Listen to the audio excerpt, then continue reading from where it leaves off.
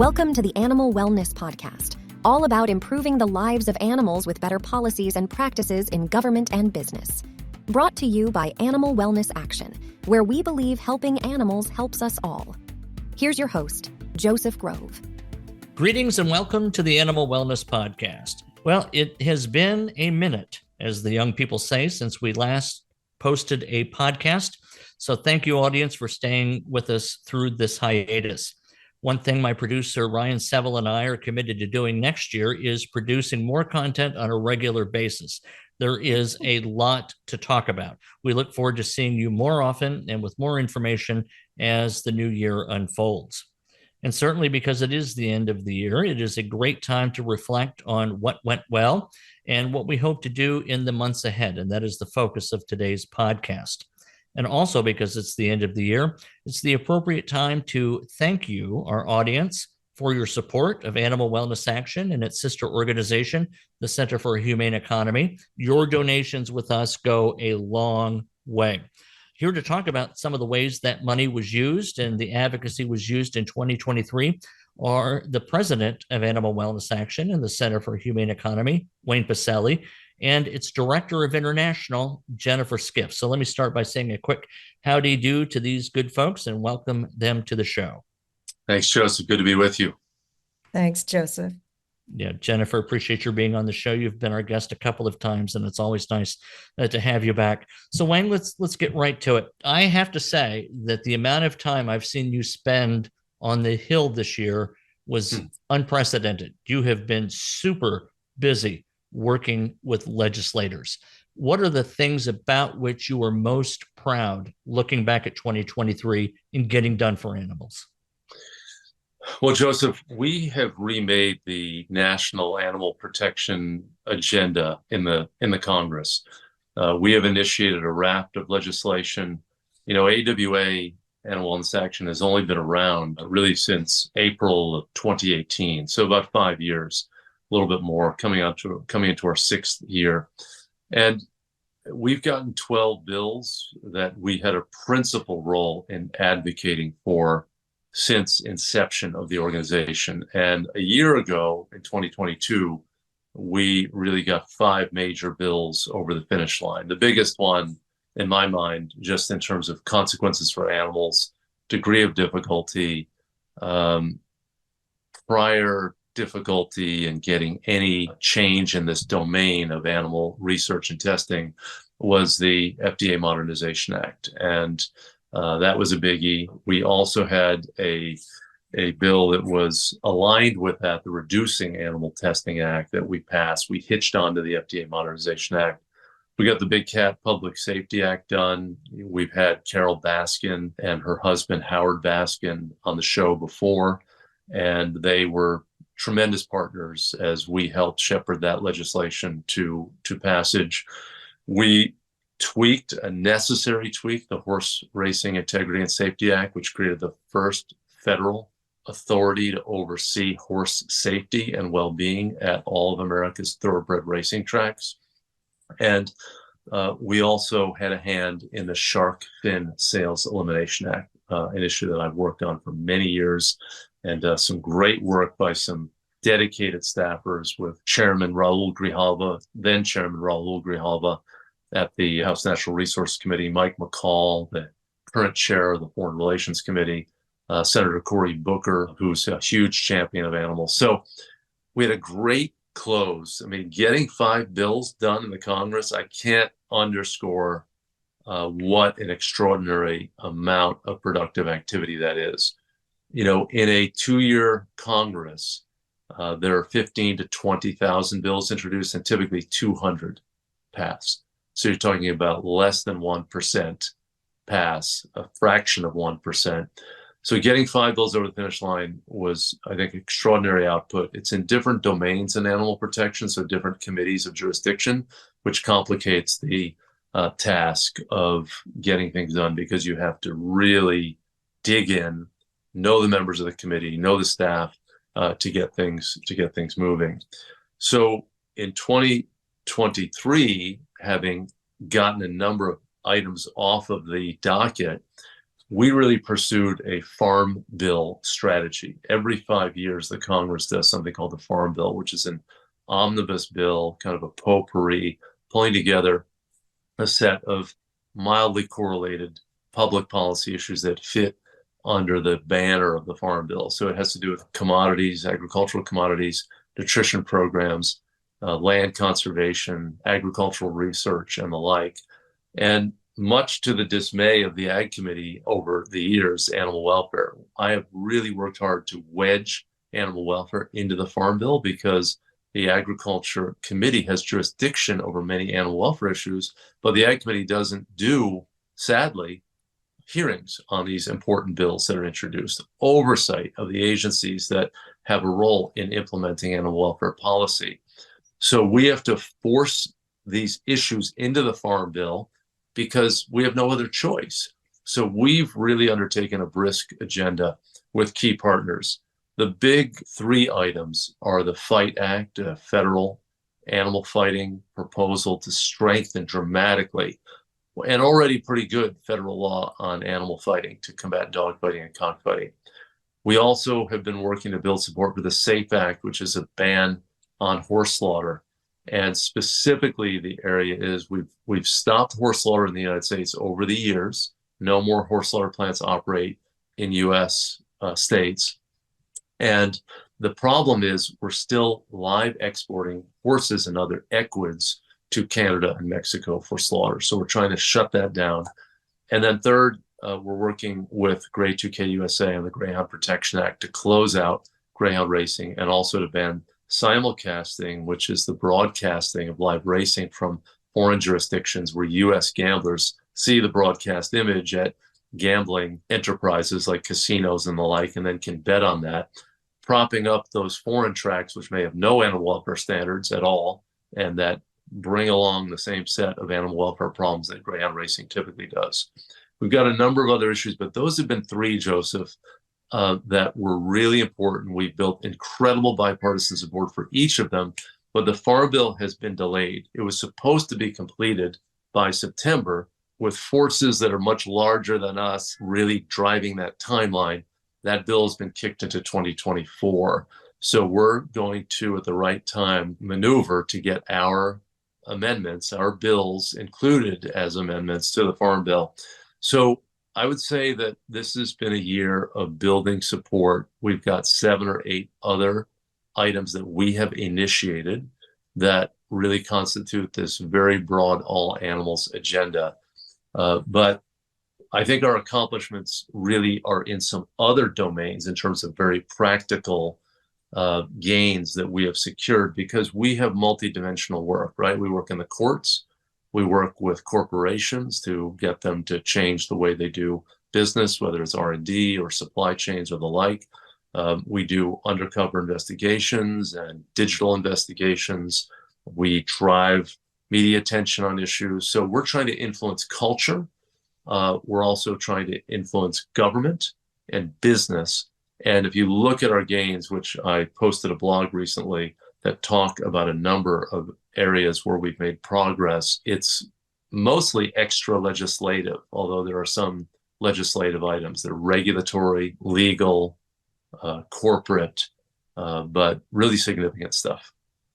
I know one of the things we celebrated most was the Supreme Court decision on Prop 12. Our lawyers created and submitted a couple of briefs on that, or at least one brief on that. So I know that in terms of extra legislative activity, we were very involved there. Talk about what we've done for the crate-free future that is so important to our agenda. Yeah, well, the crate-free future is one of our many campaigns. You can go on our website, animalwellnessaction.org. You mentioned our sister organization, Center for a Humane Economy.org, and you'll see that we take on about 20 major campaigns to help wild animals and domesticated animals. And we are really looking to address the biggest problems of animal use and exploitation in society, like animal testing and research, the trade in wildlife parts, also factory farming. But we also are trying to finish off enterprises that have outlived their usefulness to society and that exact a terrible toll on animals. And that would be horse slaughter, greyhound racing, dog fighting, cockfighting, other blood sports, spectator sports. It's an endless list, to be perfectly honest with you, but we're zeroing in on getting them. But the crate-free and cage-free future efforts that we engage in are really designed to move American and global agriculture away from intensive confinement as a routine animal housing strategy or practice toward more extensive systems. And those animals matter, right? A pig or a chicken feels pain just like any other mammal or bird. And we disassociate ourselves in some ways from the consumption practices that we engage in as individuals, and from the effect on these creatures. I mean, they're living beings. Their lives matter to them just as much as our lives matter to us. And the least we can do for animals, the least, is to make their short lives not full of torments every day and misery and privation. So the Supreme Court case that you mentioned was National Pork Producers Council v. Ross. And Ross is Karen Ross, the Secretary of the California Department of Food and Agriculture, representing the state on a ballot measure that voters approved that I had a big hand in initiating in 2017, and then it passed in 2018, called Proposition 12. And that measure built on California's anti-cage confinement laws and really strengthened the space allotments for animals, or extended the space allotments for animals. And it also stipulated that pork, eggs, and veal sold in the state could only be sourced from farms that gave the animals enough room. The Prop 12 standards, whether they were in California or in Iowa or New York or California, wherever in the United States or elsewhere in the world, they had to meet those space requirements. The pork producers sued to challenge it. We won in the lower courts. We won in the appellate courts. We had multiple briefs that we submitted from our agricultural veterinarians as well as our legal team. But we also worked on the framing of this for the public, because the justices pay attention to the broader discourse in society on these issues. And we framed and fashioned the arguments, and in the court, a conservative court with 6 justices appointed by Republican presidents, 3 by Democrat presidents. We won a 5-4 ruling, a close ruling, but a very, very critical case, the most important one that's ever been decided on the animal welfare front, upholding California's right to adopt restrictions on mistreatment of animals, and also restricting commerce that relates to that mistreatment and the food safety problems that intensive confinement spawns. But it was much bigger than Prop 12. It had effects on many other laws.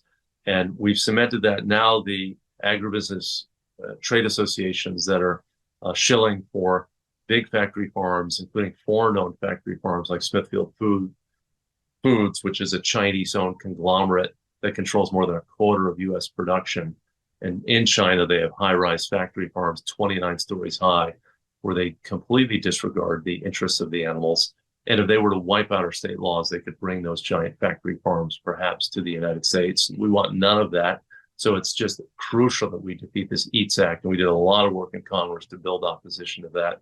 But more broadly, Joseph, you asked about our Cage-Free Future campaign. That case was crucial in allowing us to move forward on that. But there was a big development that I have also worked on for many years that culminated this year. It was the U.S. Department of Agriculture, probably reluctantly but pushed, finalized the first ever farm animal welfare standards in federal law.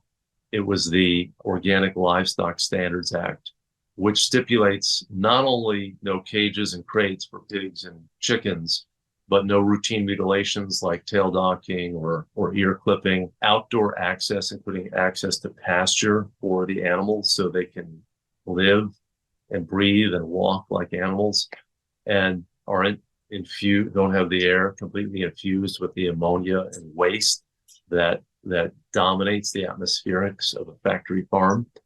And again, animals built to move should be allowed to move. I mean, these crates and cages, they can barely move a few inches. So this affects these new rigorous organic standards. Organic has been around for about 20 years. And any of you who shop in the marketplace, and all of us need food, you're shopping, most of us have purchased organic foods. It means that no pesticides for animals, it often meant no antibiotics, no hormones, but it never was applied to animal welfare. Now, this is the first time with this long list of animal welfare standards by species. So this is now in effect. It was adopted, this organic livestock standards, the first farm animal welfare standards. Now, it covers 60 million animals. You think about the consequences for the lives of 60 million animals, it's staggering.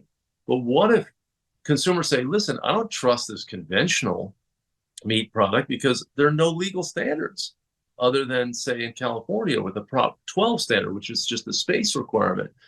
What if that turns into consumers saying, I want to buy animal products that I know come from farms that are paying attention to a comprehensive set of animal welfare standards? Well, that may be 600 million animals in 5 years or 10 years, or it could be 6 billion animals because we're raising 10 billion in the United States every year alone. So that is a really consequential effort. And then we're working with partners in other states to extend these anti-confinement standards. So it's a big area of work for us, anti-factory farming, and assuring that, again, this simple principle that all animals deserve humane treatment. Yeah, it's nice from a consumer standpoint, because I think a lot of consumers believed that part of the organic label had already implied that some level of decency or extra decency had been meted out to the animals involved. So this not only creates something, but it helps the label comport to perhaps some latent expectations of the people already buying those products. So that's a huge move. Thank you for all of that, Wayne. Animal wellness action depends on people like you to complete our work. Our recent victories to protect big cats, spare beagles from pharmaceutical tests, and convince Nike to stop killing kangaroos for shoes would not have happened without the financial support of our donors. Become one today at any amount.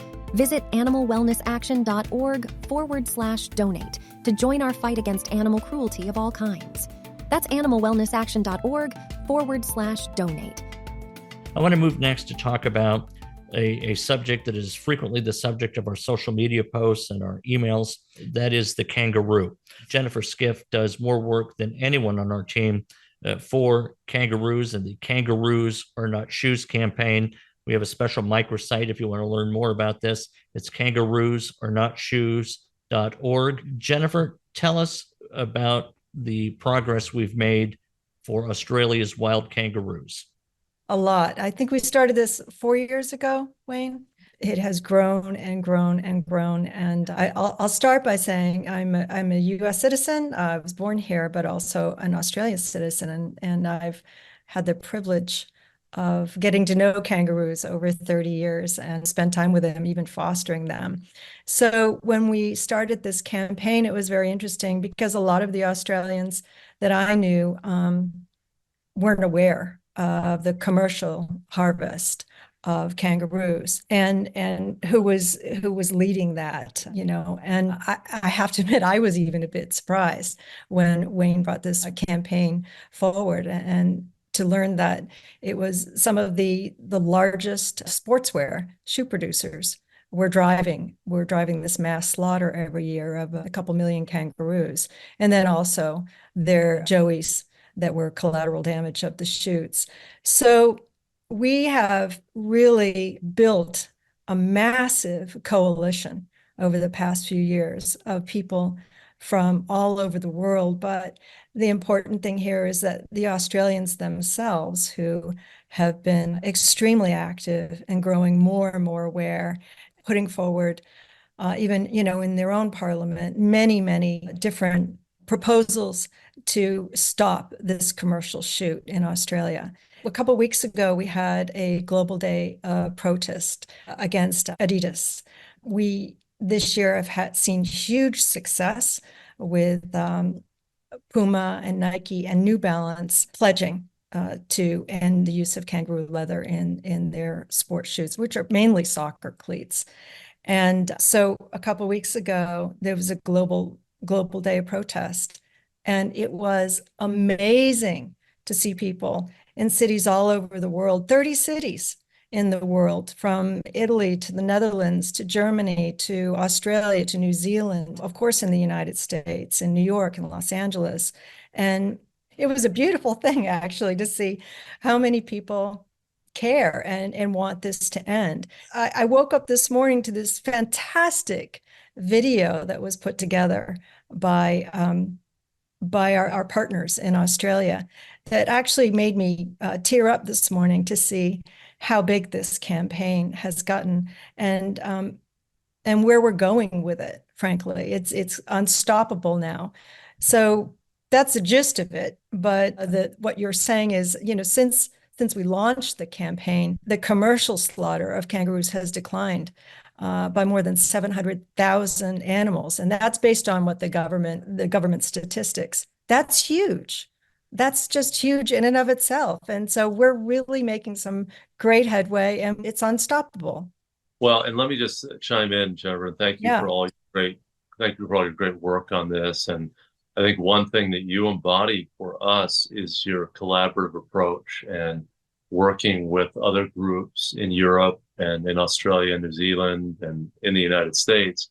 None of us can do this alone. And we value collaboration. I hear from so many people, these groups have similar missions and purposes. Why don't they work together? Well, we're doing our best to work together with others. And the Aussies have been great. And I will say, I think they've told you and me this in our work with them, that they were feeling beaten down in Australia, that they felt like this was a slaughter where the government was driving all this propaganda saying, oh, there are too many kangaroos, and it's a big industry and it's a lot of profits for people. And then it was an export market. There are not very few kangaroos are consumed for meat in Australia and very few consumed for the skins. It's really a global market. And these brands that you mentioned, Nike and Adidas and Puma and New Balance and Mizuno and others, these are global brands. They're selling soccer cleats, the most popular sport in the world, in 200 countries. So when we came in with our Kangaroos Are Not Shoes campaign, we said, no, this is nonsense in Australia. These are native species. These are animals who have been on the Australian landscape for 15 million years, compared to tens of thousands of years for Homo sapiens in Australia. I mean, we are latecomers to the Australian continent. Kangaroos evolved in this massive continent, almost as big as the United States. We have 330 million people.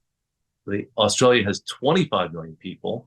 Most of those 25 million people concentrated on the coasts.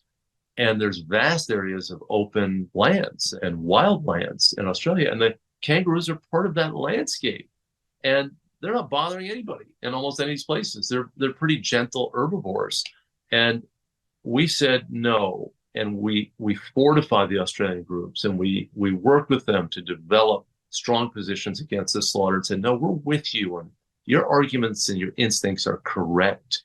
And to get 3 big companies this year from the Center for Humane Economy leading this campaign, getting Puma in March, a global brand based in Germany, getting Nike, one of the big global brands. If you look at any brand strength of all the companies in the world, Nike's it.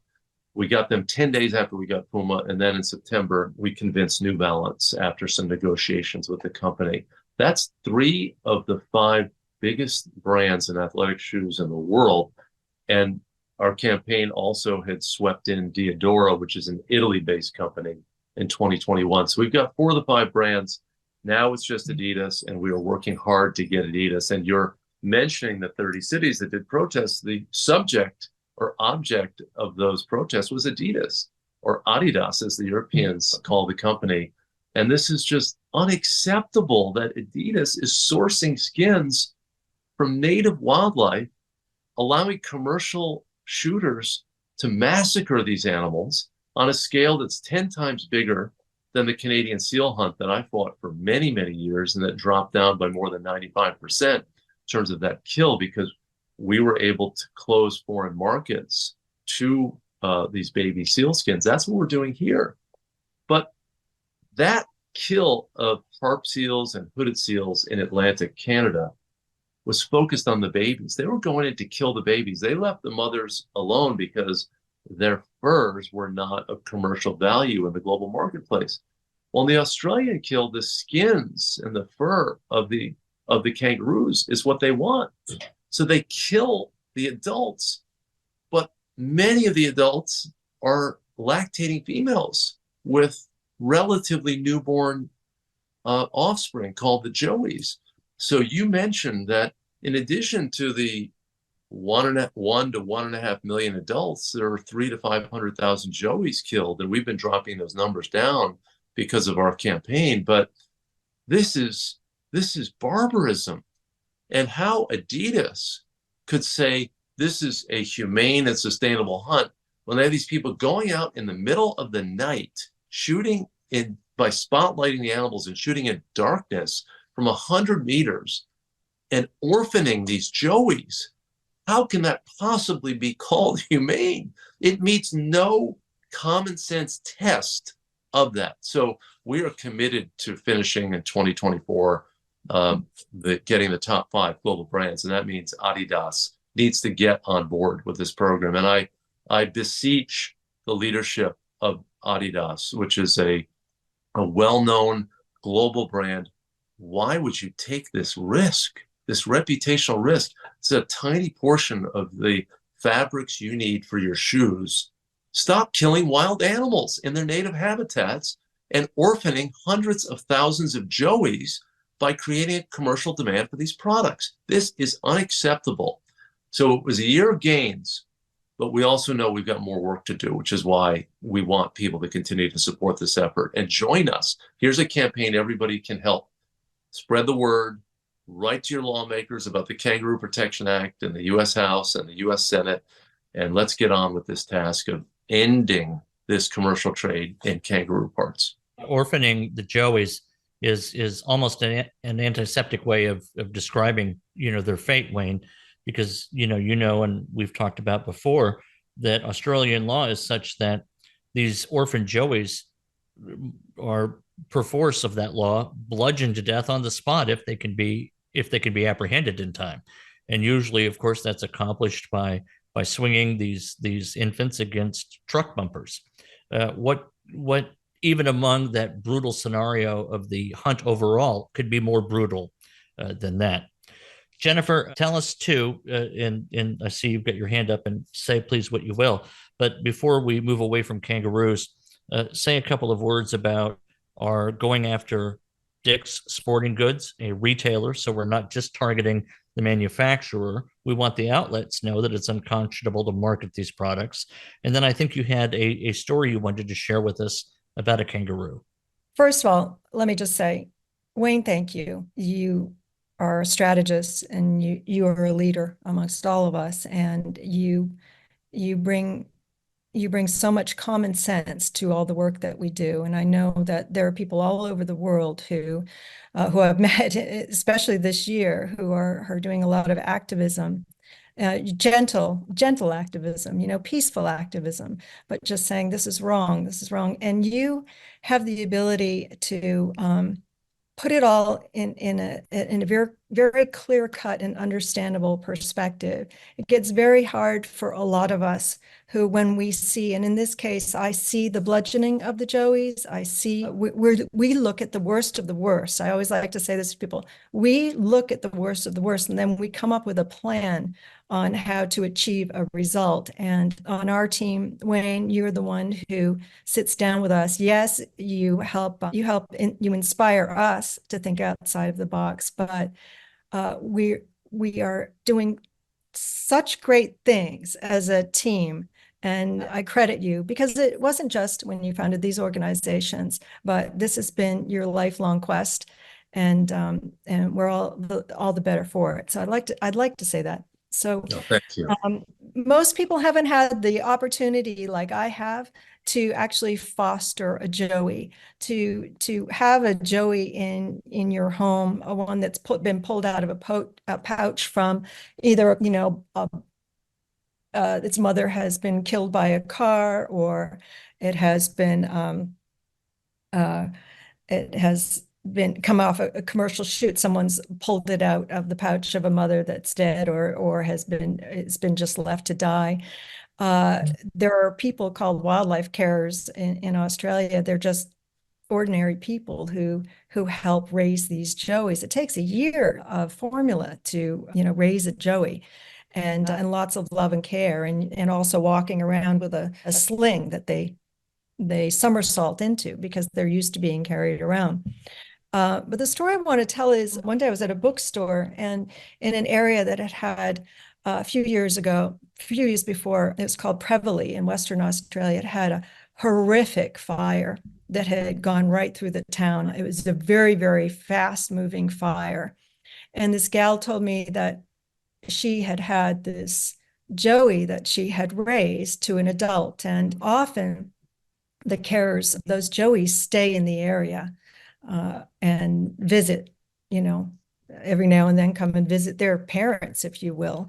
And I've seen this personally. At first, when people told me that, I didn't believe it, but I've seen it personally. It's a beautiful thing.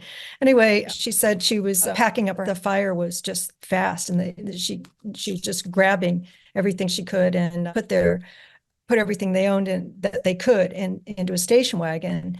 And she called out for the animals. The animals got in the car, and they were driving as fast as they could down this dirt road to get to safety. And their kangaroo that she had raised was hopping toward them. They stopped the car. She literally opened the back door of the car, and the kangaroo hopped in.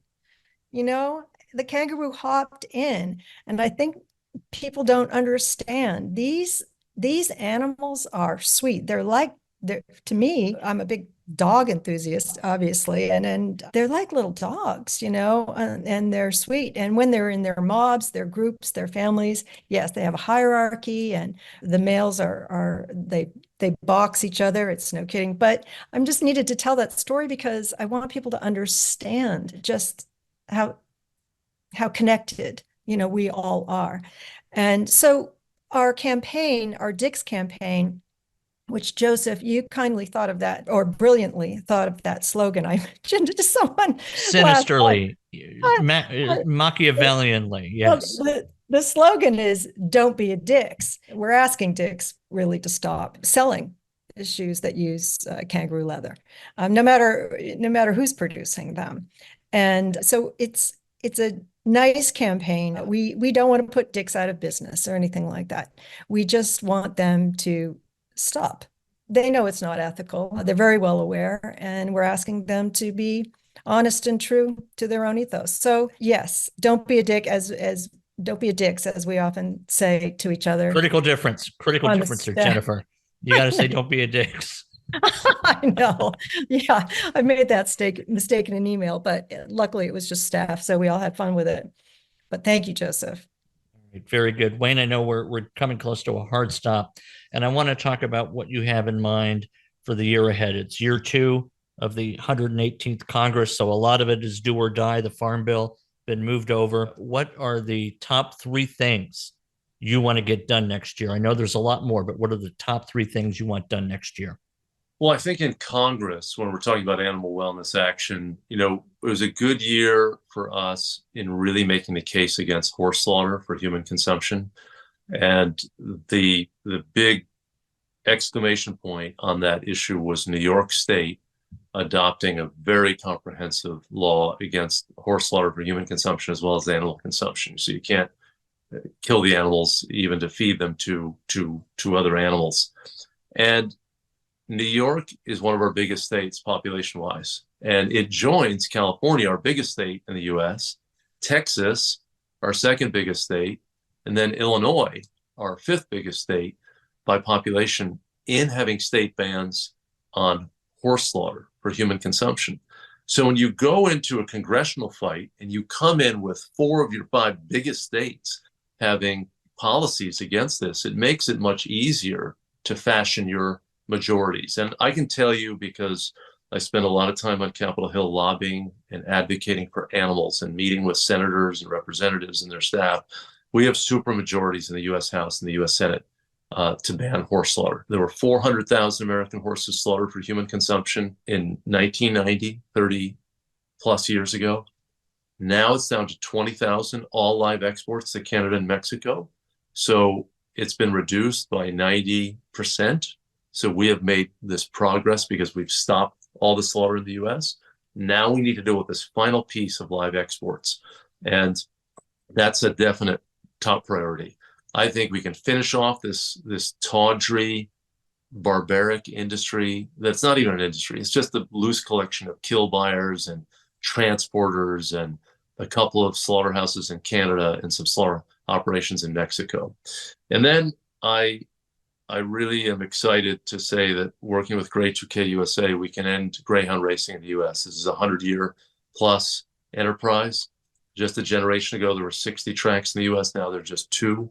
There are foreign tracks that are broadcasting their images at gambling corporations here in the US. That's profiting. It's causing profits to be directed to those foreign tracks because US gamblers are giving money that's going back to those tracks in some form. And we can stop all of that. And that's a real priority. And then third is the FIGHT Act, Fighting Inhumane Gambling and High-Risk Trafficking is the extended name. The acronym is the FIGHT Act, to really create more enforcement tools, because enforcement of animal protection laws is so critical. One thing to pass the law, but then you've got to be able to enforce it. This will add enforcement tools to eliminate dogfighting and cockfighting across wide swaths of the United States. We have a great national law. We have many good state laws. We have no territorial laws, but we have a federal law that applies to U.S. territories. But we need to enforce the law. I mean, Puerto Rico still has dozens of openly operating cockfighting arenas. Guam has one that I've been to. I went in undercover at a Guam facility one time. We know of other pits throughout the country. We know of thousands of cockfighting breeders. It's all illegal. This is a criminal enterprise. These are organized criminals, often involved in other crimes, and it all must end. And we are, working hard for that day. So those are just a few, Joseph. You can go to animalwellnessaction.org and see the robust set of campaigns and activities. Legislation is part of it, but courtroom work, investigations, or corporate campaigns, it's very diverse, right? I mean, what we're doing when you try to drive social change is you pull so many different levers. And I think that's what we're best at, is figuring out a strategy and executing that strategy with messaging and framing being at the front end, getting thousands of individuals, hundreds of thousands of people involved in advocating for this, providing financial support, writing to lawmakers, writing to corporations, bringing in other groups, publicizing these issues, telling the American public and the global public that we can do better, that animals matter. Jennifer talked about those orphan joeys. I mean, she is right with me that we want to have wild animals in the wild, but when they are in distress and they can't survive on their own, that's where wildlife rehabilitation comes in. That's the only circumstance really when we give aid and support to these animals. But there are so many things that we can do and must do to help animals. What we try to focus on are the biggest problems to scale up animal protection to help millions and billions of animals. And we also really focus on zeroing out these horrible practices that have endured for decades or centuries, but we're on the cusp of winning. And any movement needs to win. It is encouraging to our supporters. It shows them that their work makes a difference. You can get lost in the numbers. 2 million kangaroos, 10 billion farm animals, millions of animals used in testing in a laboratory. It becomes an abstraction. We can close these out. We can save 20,000 horses a year from long distance transport and being butchered for meat that nobody needs, that nobody really wants. A tiny set of people in the world consume horse meat. We can end these greyhound racing tracks and give these animals a livable circumstance that doesn't have them in a cage for 22 hours every day with just hundreds of injuries at every track, broken backs and broken legs. And with animal fighting, my God, there are millions of fighting birds that are being reared in the US. There are tens of thousands of dogs raised for fighting. We've won the case. The moral case is clear. No sensible person supports this. There are a handful of politicians who defend these atrocities against animals. We've won the debate. Now we need to execute. We need to enforce. And that's really the other aspect of what we do. So 2024, like every year, is a huge set of challenges to confront us. But I think if you invest in us, what you'll get is strategy and experience and execution that will deliver for animals like no other organizations in the world. Thank you for listening to the Animal Wellness Podcast. Please be sure to subscribe so you don't miss an episode, and follow Animal Wellness Action on Facebook, Twitter, Instagram, and LinkedIn. To stay current with all of our news and information, and to take action to help animals, sign up at animalwellnessaction.org. Until next time, remember that helping animals helps us all.